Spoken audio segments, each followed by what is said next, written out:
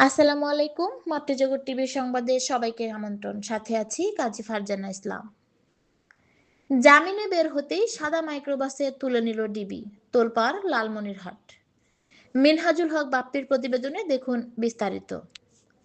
লালমনিরহাটের কালীগঞ্জ উপজেলার মদাতি ইউনিয়ন পরিষদের চেয়ারম্যান ও সাবেক ছাত্রলীগ নেতা জাহাঙ্গীর আলম বিপ্লবকে জেল গেট থেকে পুনরায় আটক করেছে জেলা গোয়েন্দা শাখা ডিবি পুলিশ। মঙ্গলবার সকালে লালমনিরহাট জেলা কারাগার থেকে জামিনে মুক্তি পেয়ে বের হওয়ার সময় তাকে আবারও হেফাজতে নেওয়া হয়। আদালত সূত্রে জানা গেছে, নাশকতার একটি মামলায় সোমবার আদালত থেকে জামিন পান জাহাঙ্গীর আলম বিপ্লব। মঙ্গলবার সকালে কারামুক্তির সকল প্রক্রিয়া সম্পন্ন করে জেল গেট দিয়ে বের হওয়ার সময় গোয়েন্দা পুলিশের একটি দল তাকে ঘিরে ফেলে এবং একটি সাদা মাইক্রোবাসে করে তুলে নিয়ে যায়। বিপ্লবের স্বজনদের দাবি, এটি একটি সুপরিকল্পিত হয়রানি।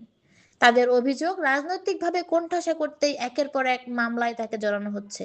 সম্প্রতি এক সংসদ সদস্যের আত্মীয়ের সঙ্গে চালের ভাগাভাগি সংক্রান্ত একটি অডিও রেকর্ড ফাঁসের ঘটনার পর থেকেই তিনি রোষানলে পড়েছেন বলে স্থানীয় রাজনৈতিক মহলে গুঞ্জন রয়েছে।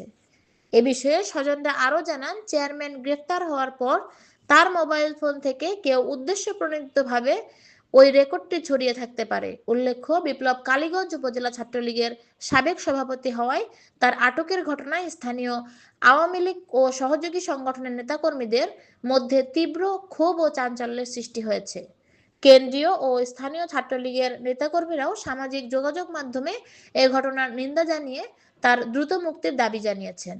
এ বিষয়ে জেলা গোয়েন্দা শাখা ডিবি পুলিশের পক্ষ থেকে জানানো হয়েছে, সুনির্দিষ্ট অভিযোগের ভিত্তিতেই তাকে জিজ্ঞাসাবাদের জন্য আনা হয়েছে। তার বিরুদ্ধে পূর্বের কিছু মামলা তদন্তনাধীন রয়েছে। নতুন কিছু মামলায় তাকে গ্রেফতার দেখানো হবে কিনা তা ঊর্ধ্বতন কর্মকর্তাদের নির্দেশে পরে জানানো হবে। বর্তমানে তাকে ডিবি কার্যালয়ে রেখে জিজ্ঞাসাবাদ করা হচ্ছে।